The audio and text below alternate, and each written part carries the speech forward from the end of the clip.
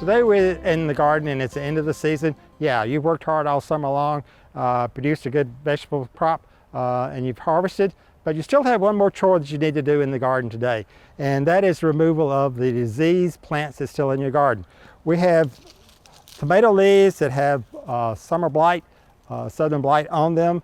We don't want to leave these plants in the garden because they will leave spores in the soil for our garden next year. And you definitely want to remove any of the diseased plants in your garden. Do not put them in your compost pile, because then you will be incorporating more disease in your compost pile, and you don't want to do that. So put them in a garbage bag, put them on the side of the street, and remove them from your garden.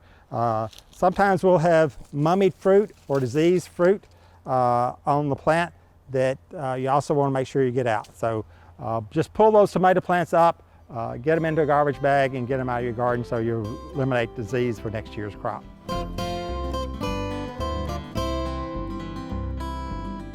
Thanks for watching. We have other quick tips. Just subscribe below.